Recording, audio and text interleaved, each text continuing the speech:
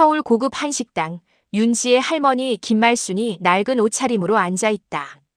박정희가 말순의 손을 가리키며 코웃음을 친다.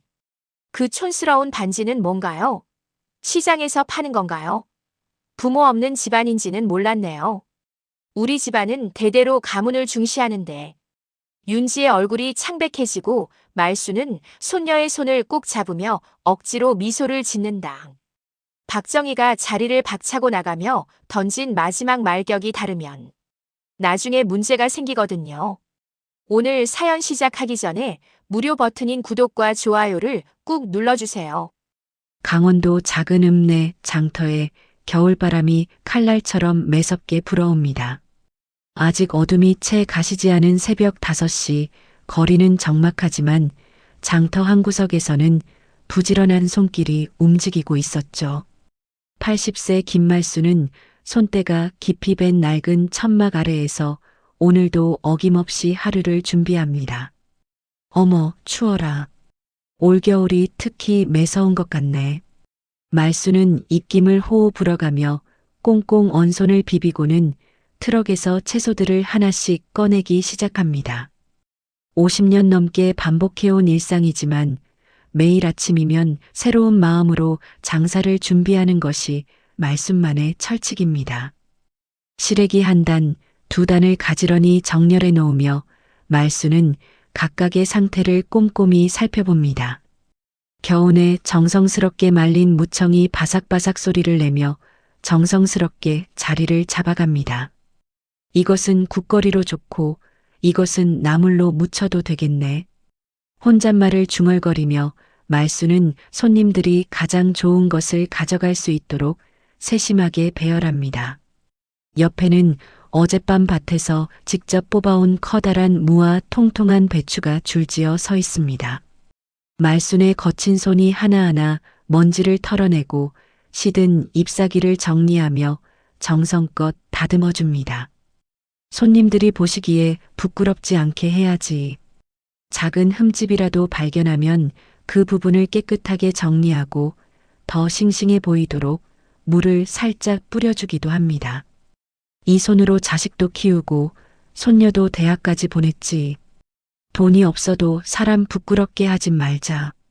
말순은 속으로 중얼거리며 시든 배춧잎을 조심스럽게 떼어냅니다. 거칠고 주름진 손이지만 채소 하나하나를 만질 때만큼은 한없이 부드럽고 정성스럽습니다. 이 작은 좌판이 그녀의 전부였고 손녀를 키워낸 터전이었습니다.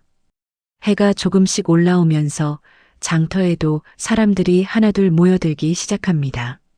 말순이 아침에 오늘도 일찍 나오셨네. 옆 좌판에서 과일을 파는 순이가 반갑게 손을 흔듭니다. 어서 와, 순아. 오늘 시래기가 참 좋네. 하나 가져가라. 말순은 환한 미소로 응답하며 가장 좋은 시래기 1단을 골라줍니다. 아이고, 고마워라. 말순이 아침의 시래기가 동네에서 제일이야. 순이가 고마워하며 받아들자 말순은 더욱 활짝 웃습니다. 장터 사람들 모두가 그녀를 정겹게 부르는 이름, 말순이 아지매. 누구든지 어려운 일이 있으면 찾아오고 기쁜 일이 있으면 나누러 오는 그런 존재였습니다. 말순아, 우리 며느리가 또 시래기 달라고 하네. 너희 것만 찾더라고. 건너편에서 생선을 파는 철수 아저씨도 다가옵니다. 철수야, 고마워. 정성껏 키운 것들이니까 맛있을 수밖에 없지. 말순은 겸손하게 웃으며 싱싱한 무 하나도 덤으로 골라줍니다. 하지만 사람들이 모르는 말순만의 작은 습관이 있습니다. 누군가와 대화를 나누거나 계산을 받을 때 혹은 잠깐 멍하니 생각에 잠길 때면 자꾸만 왼손 약지에 낀 작은 금반지를 만지작거리는 것입니다. 그리 화려하지도 크지도 않은 세월이 흘러 조금 빛이 바랜 그 반지를 말순은 마치 부적처럼 어루만집니다. 그 반지를 만질 때면 말순의 눈빛이 잠시 다른 곳을 바라보곤 합니다. 마치 아주 먼 과거의 무언가를 떠올리는 듯한 그런 표정이었죠. 하지만 그 순간은 언제나 짧게 지나가고 곧 다시 현실로 돌아와 손님들을 맞이합니다. 할머니, 오후 해가 서산으로 기울어갈 무렵 익숙하면서도 그리운 목소리가 장터를 가로질러 달려옵니다. 26살 손녀 윤지가 서울에서 내려온 모양입니다. 깔끔한 검은색 정장 차림에 작은 여행 가방을 든 윤지의 얼굴에는 평소와 확연히 다른 설렘과 기쁨이 가득합니다. 어머, 우리 윤지가 왔네. 바쁜 사람이 무슨 일로? 회사에서 휴가라도 받았나? 말수는 손에 묻은 흙을 앞치마에 털며 반갑게 일어섭니다. 윤지는 할머니의 품에 안기며 오랫동안 그리워했던 고향의 따뜻함과 할머니의 체온을 온몸으로 느낍니다. 할머니, 정말 좋은 소식이 있어서 직접 전화로 왔어요. 전화로는 안 될 것 같아서요. 윤지의 목소리에는 감출 수 없는 들뜬 기분이 그대로 묻어납니다. 평소보다 화사하게 화장을 한 얼굴, 새로 산 듯한 정장, 그리고 무엇보다 환하게 빛나는 눈빛이 무언가 특별한 일이 있었음을 말해줍니다. 그래, 무슨 좋은 소식인데? 말수는 호기심 어린 눈으로 손녀를 바라봅니다. 결혼하기로 했어요. 드디어 좋은 사람 만났어요. 상견례도 곧 하게 됐고요. 윤지의 고백에 말순의 눈이 동그랗게 커집니다. 정말? 우리 윤지가 드디어? 기쁨과 함께 순간적으로 어떤 복잡한 감정이 말순의 마음을 스쳐 지나갑니다. 서울 사람들, 그것도 혼담이 오가는 정식 자리에 서야 한다는 부담감과 두려움이었죠. 하지만 손녀의 행복한 얼굴을 보니 그런 걱정들이 사라집니다. 네, 그래서 할머니께 꼭 부탁드리고 싶은 게 있어요. 윤지가 할머니의 손을 꼭 잡으며 간절한 목소리로 말합니다. 상견례에 꼭 와주세요. 부모님 대신이니까요. 할머니가 안 계시면 저는 정말 외로울 것 같아요. 말수는 잠시 망설입니다. 장터 옷차림으로 촌스러운 말투로 서울의 격식 있는 자리에 가도 될까 하는 걱정이 앞섭니다. 하지만 손녀의 간절한 눈빛을 보니 그 어떤 두려움도 이겨낼 수 있을 것 같습니다. 그럼 내가 반지 닦아놔야겠네. 말수는 환한 미소를 지으며 다시 한번 왼손에 금반지를 어루만집니다. 그 작은 반지 안에 담긴 오래된 이야기를 손녀 윤지는 아직 전혀 모르고 있습니다. 상견례 날이 다가왔습니다.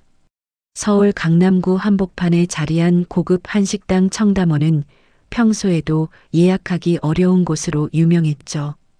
윤지의 예비 시어머니가 직접 정한 장소였습니다. 말수는 새벽부터 준비를 시작했습니다. 평생 한 번도 이런 격식 있는 자리에 가본 적이 없어서 무엇을 입어야 할지 한참을 고민했죠. 이것도 촌스럽고 저것도 변변치 않고 말수는 낡은 장롱 앞에서 한참을 망설였습니다. 결국 장터에서 장사할 때 입던 것 중 가장 깨끗한 검은색 바지와 남색 블라우스를 골랐습니다. 그 위에 얇은 베이지색 외투를 걸치고 머리는 단정하게 뒤로 넘겼습니다. 마지막으로 거울 앞에서 왼손 약지에 작은 금반지를 한 번 더 닦아냈습니다. 윤지야, 할머니가 부끄럽게 하지는 않을까? 지하철에서 윤지에게 조심스럽게 물었습니다. 무슨 말씀이세요? 할머니가 계셔야 저도 든든해요. 윤지는 할머니의 팔짱을 끼며 환하게 웃었지만 사실 그녀도 마음 한편으로는 걱정이 되고 있었습니다. 청담원에 도착하자 윤지의 예비 남편 준호가 먼저 와서 기다리고 있었습니다. 할머니, 안녕하세요. 준호입니다. 그는 정중하게 인사를 드렸고 말순도 반갑습니다. 우리 윤지 잘 부탁드려요라며 따뜻하게 맞이했습니다. 준호는 예의 바른 청년이었고 윤지를 바라보는 눈빛에서 진심이 느껴졌습니다. 하지만 분위기는 예비 시어머니 박정희가 등장하면서 완전히 바뀌었습니다. 60대 초반의 박정희는 머리끝부터 발끝까지 명품으로 치장하고 나타났습니다. 샤넬 수트에 에르메스 가방, 목에는 진주 목걸이, 손목에는 번쩍이는 다이아몬드 시계까지. 그녀가 식당에 들어서는 순간 직원들까지 긴장하는 것이 느껴졌습니다. 어머, 늦었나요? 박정희는 말로는 사과하고 있었지만 표정에서는 전혀 미안함을 찾을 수 없었습니다. 오히려 여유롭게 주변을 둘러보며 자신의 위치를 확인하는 듯 했죠. 그녀의 시선이 말순에게 닿는 순간 미묘한 변화가 일어났습니다. 안녕하세요. 윤지 할머니이십니다. 준호가 소개하자 박정희는 위에서 아래로 말순을 훑어봤습니다. 장터에서 입던 소박한 옷차림, 거친 손, 그리고 수수한 외모까지. 박정희의 눈에는 명백한 실망과 경멸의 빛이 스쳐 지나갔습니다. 아, 그렇군요. 박정희는 건성으로 인사를 받고는 곧바로 자리에 앉았습니다. 준비된 음식들이 하나씩 나오기 시작했는데 모두 평소 말순이 보지 못했던 고급 요리들이었습니다. 전복찜, 갈비찜, 각종 나물과 젓갈들이 정갈하게 차려졌지만 식탁 위의 분위기는 점점 차가워져만 갔습니다. 부모님은 안 오셨어요? 박정희가 날카롭게 물었습니다. 윤지는 잠시 머뭇거리다가 조심스럽게 대답했습니다. 돌아가셨습니다. 할머니가 저를 키워주셨어요. 그 순간 박정희의 얼굴에 스쳐 지나간 것은 동정이 아니라 더욱 깊어진 불쾌감이었습니다. 아, 그래서 박정희는 말을 끝까지 하지 않았지만 그 여운에는 그래서 그 모양이구나라는 뜻이 담겨 있었습니다. 그녀는 와인잔을 들어 한 모금 마시고는 말순의 손을 가리키며 코웃음을 쳤습니다. 그 촌스러운 반지는 뭔가요? 시장에서 파는 건가요? 그 말에 식탁이 순간 정적에 휩싸였습니다. 말순은 자신도 모르게 금반지를 만지작거리고 있던 손을 움츠렸습니다. 준호는 당황한 기색을 감추지 못했고 윤지의 얼굴은 창백해졌습니다. 어머니, 그런 말씀은. 준호가 조심스럽게 말을 꺼내려 했지만 박정희는 이미 다음 폭탄을 준비하고 있었습니다. 부모 없는 집안인지는 몰랐네요. 우리 집안은 대대로 가문을 중시하는데. 박정희는 냅킨으로 입가를 우아하게 닦으며 차가운 목소리로 말했습니다. 물론 요즘 시대에 그런 게 중요하냐고 할 수도 있겠지만 아무래도 격이 다르면 나중에 문제가 생기거든요. 말순은 가만히 앉아서 그 모든 말들을 듣고 있었습니다. 50년 전 자신이 떠나온 그 세계의 언어들, 가문과 격식, 출신과 배경을 따지는 그 냉혹한 기준들이 고스란히 되살아났습니다. 하지만 이번에는 자신이 아니라 사랑하는 손녀가 그 칼날 앞에 서 있었습니다. 윤지가 부족한 게 있다면 말씀해 주세요. 제가 더 잘 가르치겠습니다. 말순이 조심스럽게 입을 열었습니다. 하지만 박정희는 이미 마음을 정한 듯 자리에서 일어섰습니다. 아니에요. 이미 충분히 확인했어요. 우리 준호에게는 좀 더 어울리는 상대가 필요할 것 같네요. 어머니, 준호가 다급하게 불렀지만 박정희는 뒤돌아보지도 않고 식당을 나갔습니다. 남겨진 세 사람은 한동안 아무 말도 할 수 없었습니다. 윤지의 눈에 눈물이 고이기 시작했고 준호는 어떻게 해야 할지 몰라 당황해했습니다. 말순은 손녀의 손을 꼭 잡으며 억지로 미소를 지었습니다. 괜찮다, 윤지야. 할머니가 부족해서 그런 거야. 하지만 그녀의 눈빛은 순간 이전과는 완전히 다른 빛을 발하고 있었습니다. 50년 동안 잠들어 있던 어떤 감정이 서서히 깨어나고 있었던 것입니다. 그날 밤 말순은 오랫동안 잠들지 못했습니다. 박정희의 차가운 말들이 귓가에 맴돌았고 손녀의 상처받은 얼굴이 눈앞에 아른거렸습니다.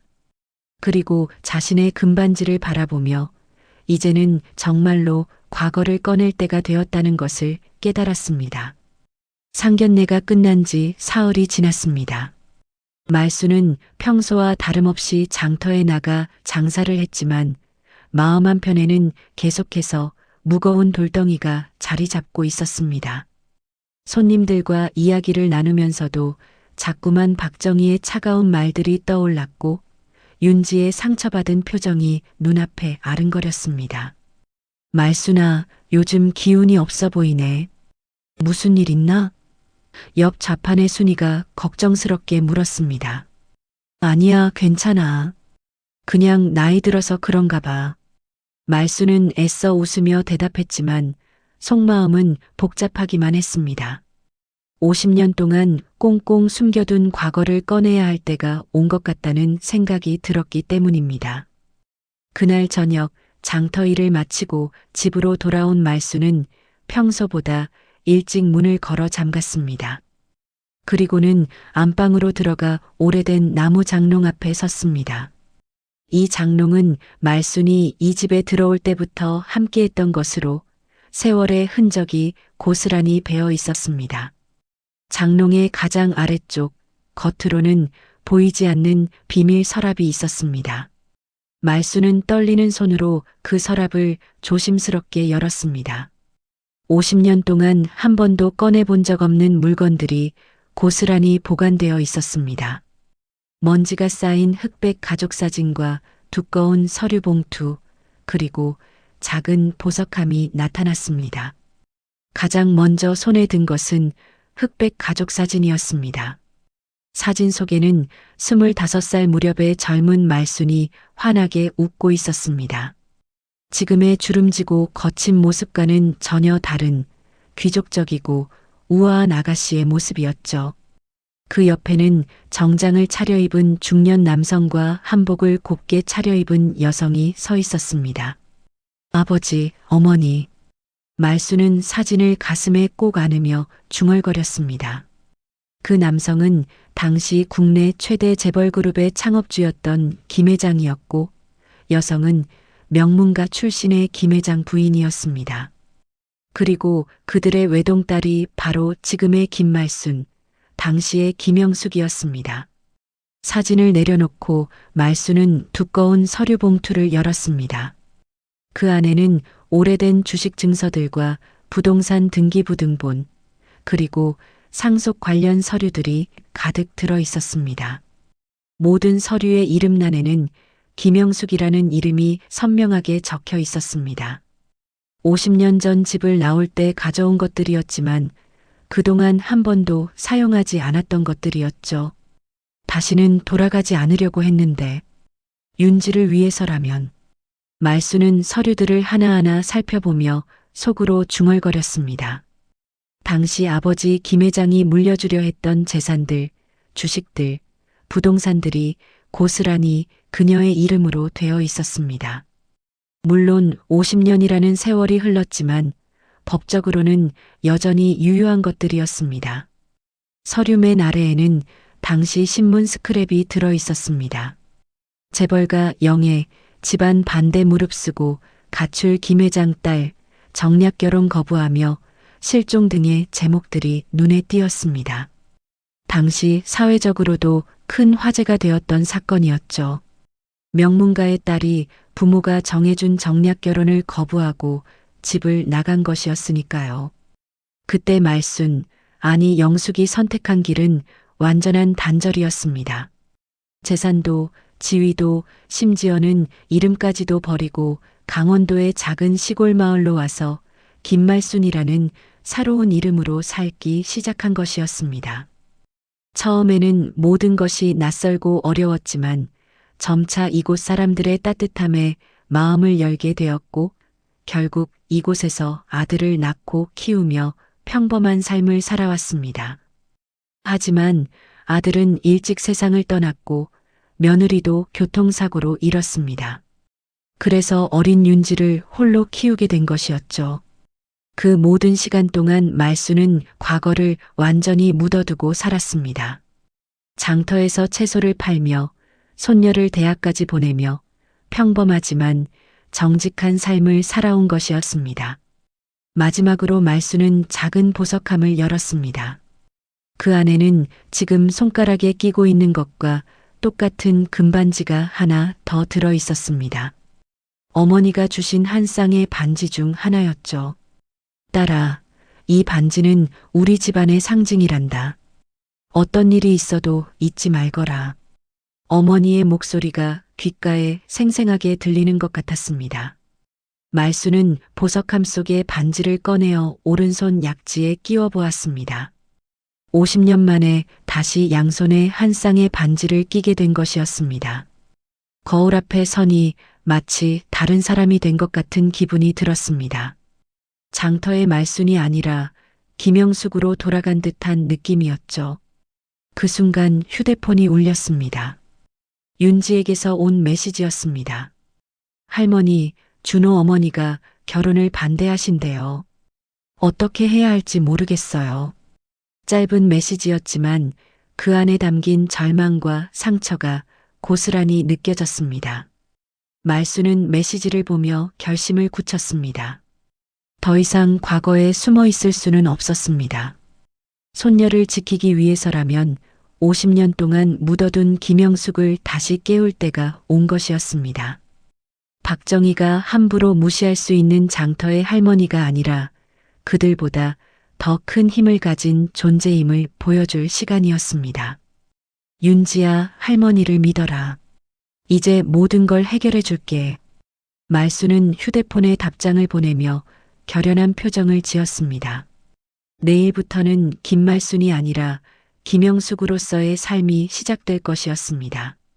다음 날 아침 말수는 평소와는 전혀 다른 모습으로 잠에서 깼습니다. 장터에 나가지도 않고 대신 50년 만에 처음으로 정장을 꺼내 입었습니다. 비록 세월이 흘러 약간 낡기는 했지만 여전히 품격이 느껴지는 검은색 정장이었죠. 머리도 단정하게 올려 묶고 양손에는 어머니가 주신 한 쌍의 금반지를 모두 끼웠습니다. 거울 앞에 선 모습은 장터의 말순이 아니라 옛날 김영숙의 모습에 가까웠습니다. 비록 주름은 늘었지만 여전히 남다른 기품이 흘러나왔습니다. 이제 시작이다. 말수는 거울 속 자신을 바라보며 다짐했습니다. 서울행 기차를 타고 도착한 곳은 강남구 역삼동에 위치한 한 법무법인이었습니다. 법무법인 정이라는 간판이 걸린 고급스러운 건물 앞에서 말수는 잠시 멈춰 섰습니다. 50년 전 아버지 김 회장의 전속 변호사였던 한변호가 운영하는 곳이었죠. 혹시 한변호 변호사님 계십니까? 리셉션에서 조심스럽게 물었습니다. 예약이 있으십니까? 젊은 직원이 정중하게 물었지만 말수는 고개를 저었습니다. 김영숙이라고 전해주세요. 옛날 김 회장님 따님이라고요. 잠시 후 사무실 문이 열리며 70대 중반의 노신사가 나타났습니다. 한변호는 말순을 보는 순간 얼굴이 하얗게 질렸습니다. 회장님, 아니 영숙님? 정말 영숙님이신가요? 그의 목소리는 떨리고 있었습니다. 오랜만입니다, 한변호님. 말수는 차분하게 인사했습니다. 그동안 어디 계셨습니까? 회장님께서 돌아가시기 전까지 계속 찾으셨는데. 한변호의 눈에는 놀라움과 반가움이 교차했습니다. 사무실로 들어가 마주 앉은 두 사람 사이에는 50년의 세월이 흘러 있었습니다. 아버지는 언제? 말순이 조심스럽게 물었습니다. 10년 전에 돌아가셨습니다. 마지막까지 영숙님을 찾으셨어요. 유언도 남기셨습니다. 한변호는 금고에서 봉인된 서류 봉투를 꺼냈습니다.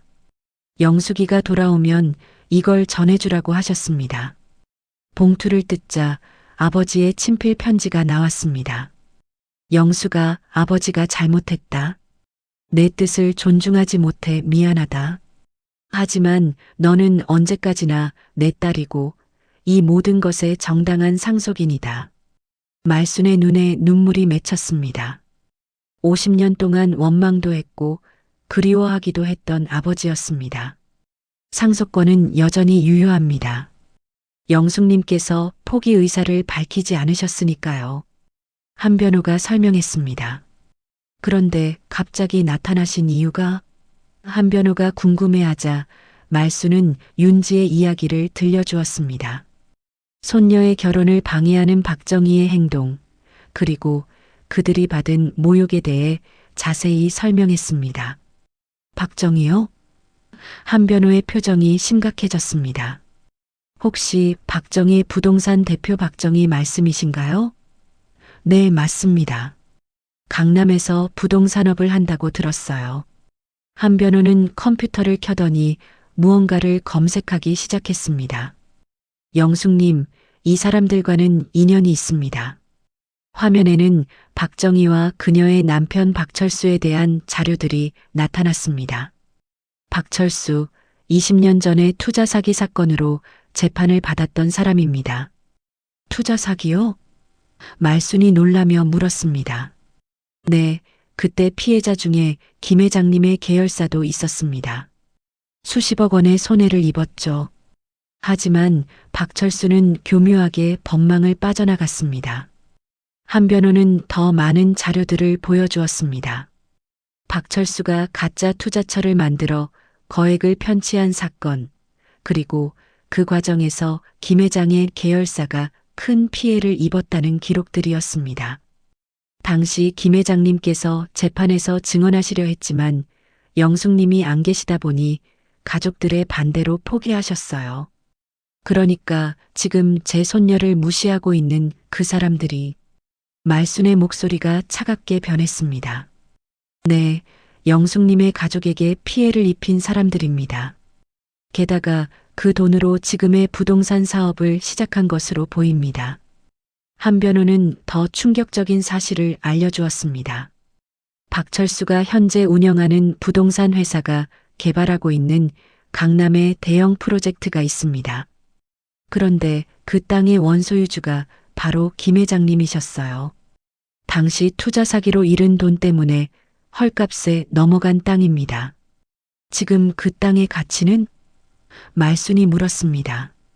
수천억 원은 좋게 됩니다. 박철수는 그 개발 사업으로 재벌 수준의 부를 축적할 예정이에요. 말순의 눈빛이 변하기 시작했습니다.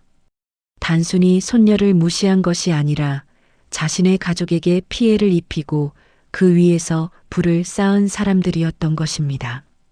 한변호님, 이 빚을 받아낼 방법이 있습니까? 물론입니다.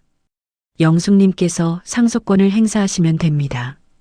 김 회장님의 유산 중에는 여전히 막대한 주식과 부동산이 있습니다. 그리고 한변호는 잠시 망설이다 말했습니다. 박철수의 회사가 진행하는 개발 사업에 필요한 인허가권을 가진 계열사도 포함되어 있습니다. 그럼 제가 그 사업을 막을 수 있다는 말씀인가요? 그렇습니다. 법적으로는 충분히 가능합니다. 말수는 잠시 생각에 잠겼습니다. 50년 동안 평범하게 살아온 자신이 갑자기 거대한 힘을 손에 쥐게 된 상황이었습니다. 하지만 손녀의 상처받은 얼굴을 떠올리니 더 이상 망설일 이유가 없었습니다. 한변호님, 상속 절차를 시작해 주세요. 그리고 박철수에 대한 자료를 더 수집해 주세요. 이제 이 빚을 받아낼 차례입니다. 말순의 목소리에는 김영숙으로서의 결연함이 담겨 있었습니다. 영숙님, 정말 하시겠습니까? 한번 시작하면 되돌릴 수 없습니다. 네, 더 이상 숨지 않겠습니다. 우리 윤지를 지키기 위해서라면 뭐든지 하겠어요. 그날 오후 한변호 사무실에서는 50년 만의 복귀를 위한 준비가 시작되었습니다. 김영숙의 각성이 드디어 현실이 되는 순간이었습니다. 한변호 사무실에서의 만남이 있은 지 이틀 후 윤지에게 예상치 못한 전화가 걸려왔습니다. 준호의 목소리는 평소와 달리 침울하고 무거웠습니다. 윤지야, 미안해. 어머니가 우리 결혼을 완전히 반대하신다고 하셔. 윤지는 전화기를 꽉 움켜쥐며 물었습니다. 무슨 말이야? 상견례 때 그렇게 기분 나빠하시더니 설마 정말로? 어머니가 혼인신고를 절대 허락하지 않으신다고 하셔. 그리고 준호는 말을 잇지 못했습니다. 그리고 뭐? 윤지의 목소리가 떨리기 시작했습니다. 가문의 격이 다르다고. 부모도 없는 집안의 딸과는 결혼할 수 없다고 하셔. 준호의 말에 윤지는 순간 아무 말도 할 수 없었습니다. 준호야, 너는 어떻게 생각해? 윤지가 간신히 목소리를 짜내며 물었습니다. 나는 윤지를 사랑해. 하지만 어머니가 이렇게 강하게 반대하시니까 조금 더 시간을 두고 설득해 보면 안 될까? 그 말에 윤지는 모든 것을 이해했습니다. 준호도 결국 어머니의 뜻을 거스르지 못하겠다는 것이었죠. 알겠어. 시간을 두자. 윤지는 차가운 목소리로 말하며 전화를 끊었습니다. 전화를 끊은 윤지는 한동안 그 자리에 서 있었습니다.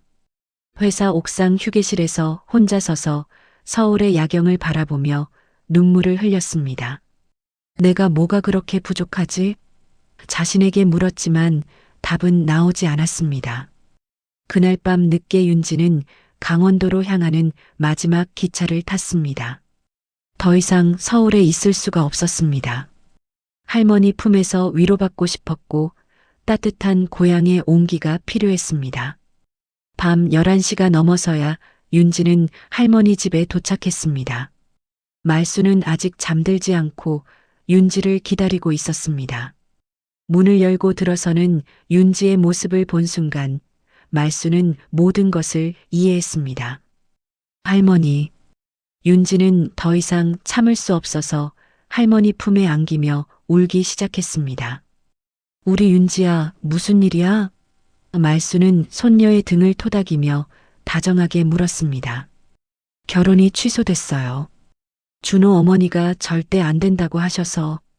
윤지는 울먹이며 그동안 있었던 일들을 모두 털어놓았습니다.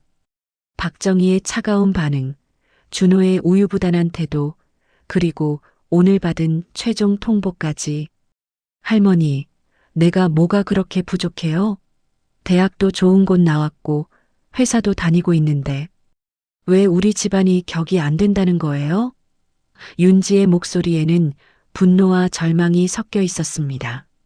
말수는 손녀의 눈물을 닦아주며 조용히 말했습니다. 아니야, 우리 윤지가 부족한 게 아니야. 그 사람들이 잘못한 거야. 사람을 겉모습과 출신으로만 판단하는 그 사람들이 잘못된 거라고. 하지만 현실은 그렇잖아요. 우리는 정말 가난하고 저는 정말 부모도 없고.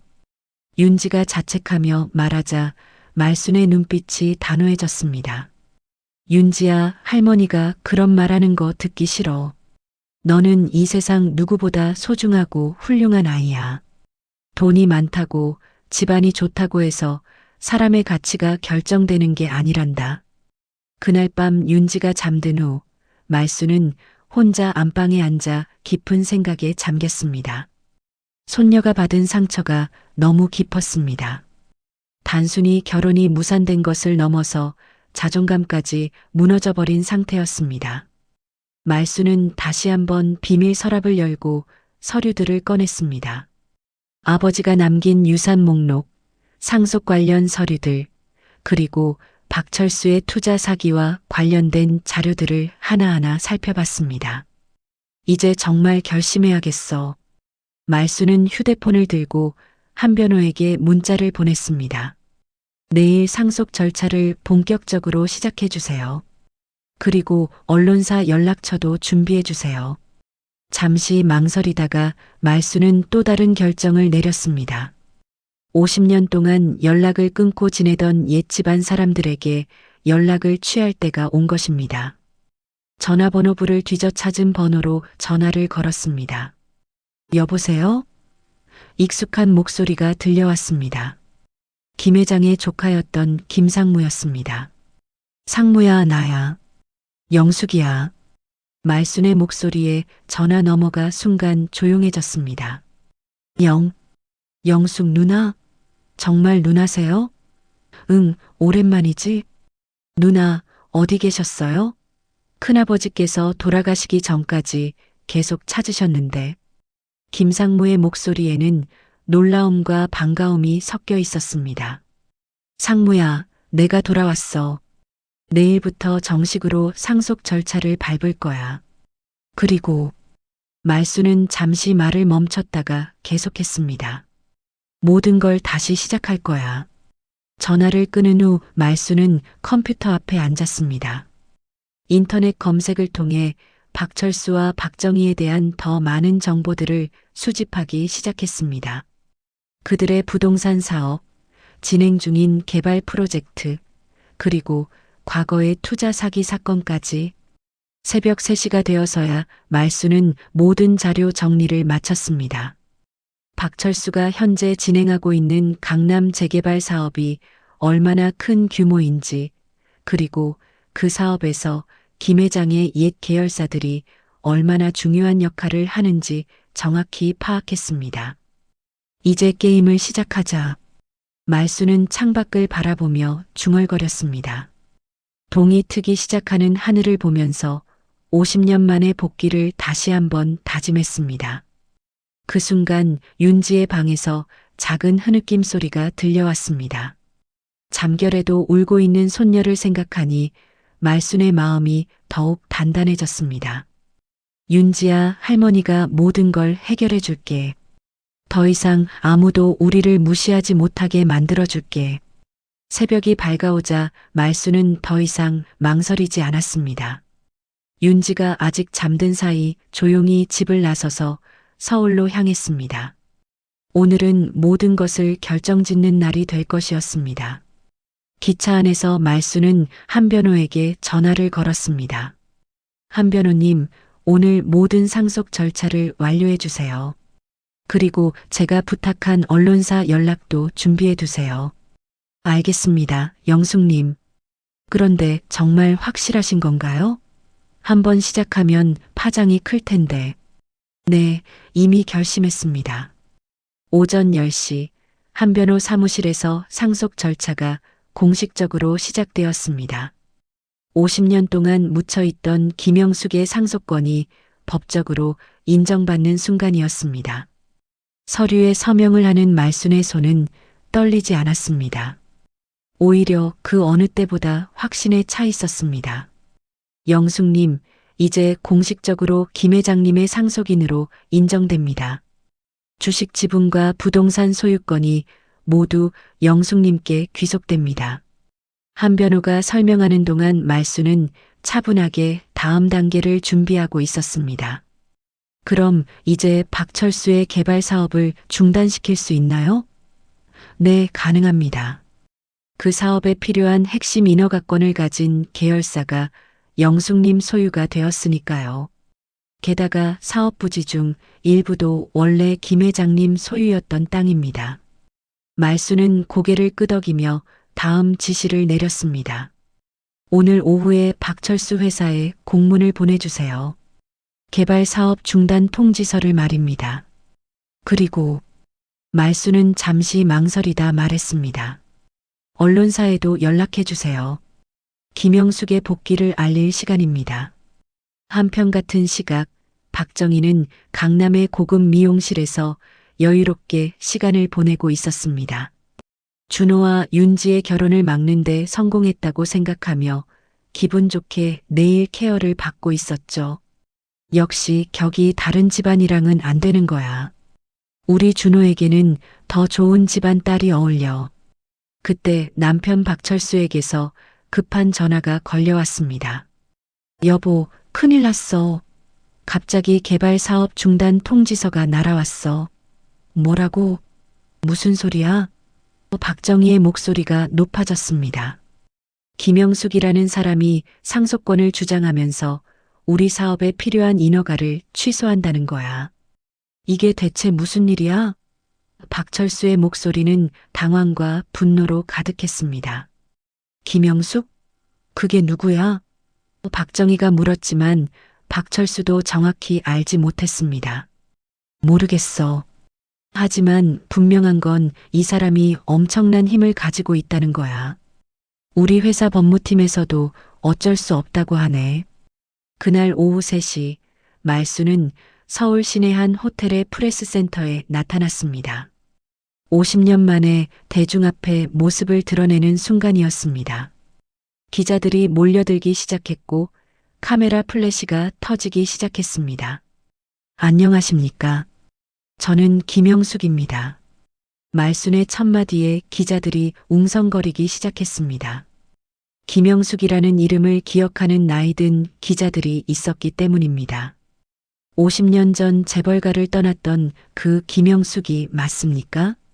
한 기자가 물었습니다. 네, 맞습니다. 오늘 공식적으로 아버지 김 회장의 상속을 받았습니다. 말순의 답변에 기자들이 더욱 흥미를 보였습니다. 그동안 어디서 무엇을 하며 지내셨습니까? 강원도에서 평범한 농부로 살았습니다. 장터에서 채소를 팔며 손녀를 키웠죠. 말순의 대답에 기자들이 놀라며 받아 적기 시작했습니다. 그런데 왜 갑자기 복귀를 결심하셨나요? 가장 중요한 질문이 나왔습니다. 말순은 잠시 숨을 고르고 답했습니다. 제 손녀가 모욕을 당했습니다. 출신과 배경만으로 사람을 판단하는 세상에 맞서기 위해서입니다. 기자회견이 끝난 후 말수는 바로 다음 행동에 나섰습니다. 팩스를 통해 여러 언론사에 박철수의 과거 투자 사기 사건에 대한 자료들을 전송했습니다. 20년 전 묻혔던 사건이 다시 수면 위로 올라오는 순간이었습니다. 저녁 뉴스 시간이 되자 모든 방송국에서 김영숙의 복귀 소식이 톱뉴스로 다뤄졌습니다. 50년 만에 나타난 재벌가 상속녀, 장터에서 살던 할머니의 정체는 재벌 영예, 김영숙, 손녀 의혹 복수 위에 복귀. 박정희는 뉴스를 보며 얼굴이 하얗게 질렸습니다. 화면에 나온 김영숙의 얼굴이 낯익었기 때문입니다. 설마 그 촌스러운 할머니가? 그때서야 상견례 날 만났던 윤지의 할머니가 김영숙이었다는 사실을 깨달았습니다. 더욱 충격적인 것은 그 다음 뉴스였습니다. 박철수 부동산 대표, 과거 투자 사기 의혹 재조명, 김영숙 복귀로 재벌가 피해 사실 밝혀져 박철수의 과거가 낱낱이 폭로되기 시작한 것입니다. 여보, 이제 어떻게 해야 해? 박정희가 떨리는 목소리로 물었습니다. 모르겠어. 우리가 건드릴 수 있는 상대가 아니야. 박철수도 완전히 패닉 상태에 빠져 있었습니다. 그 시각 강원도에서는 윤지가 뉴스를 보며 믿을 수 없다는 표정을 짓고 있었습니다. 할머니가 재벌가 딸이었다고? 모든 것이 꿈 같은 일이었습니다. 밤늦게 집으로 돌아온 말순을 윤지가 기다리고 있었습니다. 할머니, 이게 다 정말인가요? 윤지의 물음에 말순은 환하게 웃으며 대답했습니다. 그래, 윤지야. 이제 아무도 우리를 무시할 수 없어. 왜 지금까지 말씀 안 해주셨어요? 필요 없다고 생각했거든. 하지만 우리 윤지가 상처받는 걸 보니까 더 이상 참을 수가 없더라. 그날 밤 주요 경제신문에는 김영숙 복귀로 재계 지각 변동 예고라는 헤드라인이 실렸습니다. 50년 동안 잠들어 있던 거인이 깨어난 것입니다. 그리고 그 거인의 첫 번째 목표는 손녀를 모욕한 사람들에 대한 정의로운 응징이었습니다. 김영숙의 복귀 소식이 전해진 지 일주일이 지났습니다. 그 일주일 동안 재계는 완전히 뒤바뀌었습니다. 박철수의 부동산 회사 주가는 연일 폭락했고 진행 중이던 모든 개발 사업이 중단되었습니다. 언론은 매일 새로운 폭로 기사를 쏟아냈고 투자자들은 앞다투어 손을 털기 시작했습니다. 윤지의 결혼식 예정일이었던 토요일 오전 서울 시내 최고급 호텔인 그랜드 조선에서는 특별한 행사가 준비되고 있었습니다. 원래는 윤지와 준호의 결혼식이 열릴 예정이었지만 이제는 김영숙의 공식 복귀 선언식으로 바뀌어 있었습니다. 말수는 이날을 위해 특별히 준비한 한복을 입었습니다. 고급 명주로 만든 진주색 저고리에 자주색 치마, 그리고 어머니가 물려준 전통 장신구까지 완벽하게 갖춰 입었습니다. 50년 전 재벌가 영희였던 김영숙의 모습이 완전히 되살아난 것이었죠. 할머니, 정말 다른 사람 같아요. 윤지가 감탄하며 말했습니다. 평생 장터 옷만 입고 살던 할머니가 이렇게 우아하고 기품 있는 모습일 줄은 꿈에도 생각하지 못했습니다. 윤지야, 오늘은 너도 예쁘게 차려입어라. 할머니와 함께 당당하게 세상에 나서는 날이니까. 말수는 손녀의 손을 꼭 잡으며 말했습니다. 윤지도 새하얀 원피스에 진주 목걸이를 착용하고 할머니 옆에 섰습니다. 호텔 로비에 도착하자 수많은 기자들이 몰려들었습니다. 카메라 플래시가 번개처럼 터지고 리포터들이 앞다투어 마이크를 들이밀었습니다. 김영숙 회장님, 오늘 소감이 어떠신가요? 손녀분과 함께 나오신 특별한 이유가 있나요? 말수는 당당하게 걸어가며 간단히 답했습니다. 오늘은 제가 다시 태어나는 날입니다. 그리고 제 손녀에게 세상이 얼마나 넓은지 보여주는 날이기도 하죠. 바로 그때 호텔 입구로 박정희가 나타났습니다. 그녀는 창백한 얼굴로 말순을 바라보고 있었습니다. 일주일 전만 해도 촌스러운 할머니라고 무시했던 그 사람이 이제는 자신의 운명을 좌우하는 막강한 존재가 되어 있었습니다. 박정희 씨도 오셨군요. 말순이 차분하게 말하자 주변 기자들이 일제히 박정희 쪽으로 몰려갔습니다. 박정희 대표님, 김영숙 회장과의 관계는 어떻게 되시나요? 윤지 씨와의 혼담 파기와 관련해서 할 말씀 있으신가요? 박정희는 아무 말도 하지 못했습니다. 일주일 전만 해도 당당했던 그녀가 이제는 완전히 위축된 모습이었습니다. 남편의 사업은 무너져가고 있었고 언론은 매일 그들의 과거를 파헤치고 있었습니다. 예비 시모님, 윤지가 박정희에게 다가가며 말했습니다. 지난번에 저희 집안이 격이 안 된다고 하셨죠? 이제도 그렇게 생각하세요? 윤지의 목소리에는 더 이상 주눅든 기색이 없었습니다. 박정희는 얼굴이 하얗게 질리며 고개를 숙였습니다. 죄송합니다. 겨우 나온 말이었습니다. 주변 기자들이 이 장면을 놓치지 않고 촬영했습니다. 죄송하다는 말씀으로 끝날 일이 아닙니다. 말순이 단호하게 말했습니다. 제 손녀를 모욕하고 부모 없는 집안이라며 무시했던 것에 대해서는 반드시 책임을 져야 합니다. 바로 그 순간 호텔 로비의 대형 전광판에 속보가 나타났습니다. 박철수 부동산 검찰 압수수색. 투자 사기 혐의로 구속영장 신청 박정희의 다리에 힘이 빠져 주저앉을 뻔했습니다. 이건 너무하는 것 아닙니까? 박정희가 떨리는 목소리로 말했습니다. 너무하는 건 당신들이었습니다. 말순의 목소리는 차갑기만 했습니다. 20년 전 제 아버지 회사를 속여 거액을 편취했고 그 돈으로 부를 쌓아 올리면서 다른 사람들을 무시해왔죠. 주변 기자들이 이 대화를 놓치지 않고 녹음하고 있었습니다. 박정희는 더 이상 변명할 말을 찾지 못했습니다. 모든 것이 사실이었고 증거도 명확했기 때문입니다. 그런데 제일 용서할 수 없는 건 말순이 말을 이었습니다. 제 소중한 손녀를 상처 준 것입니다.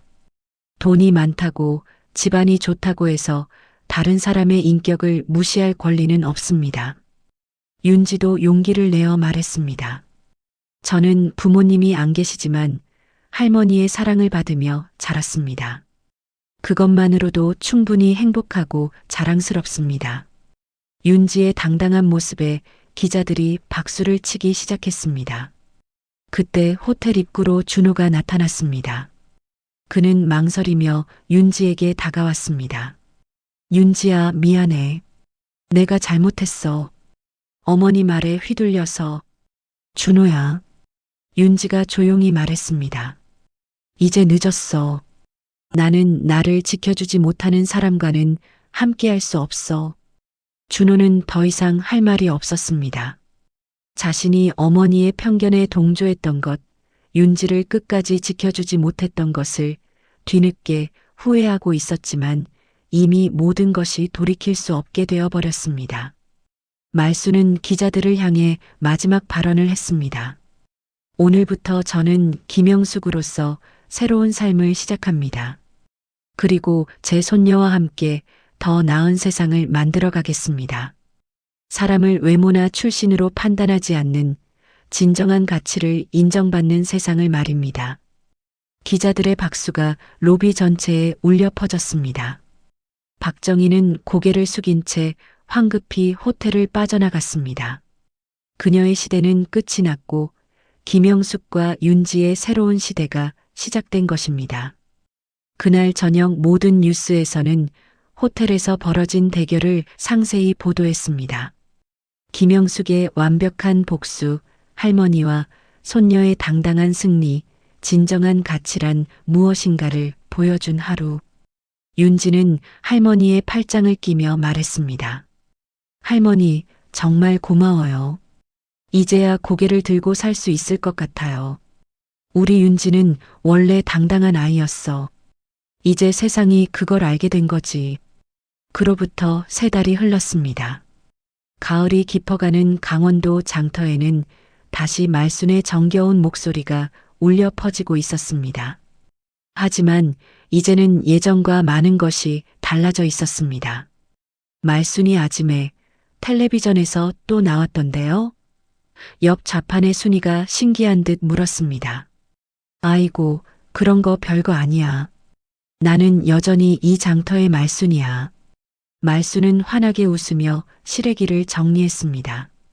실제로 지난 3달 동안 말순은 김영숙으로서 재계에 큰 변화를 일으켰습니다.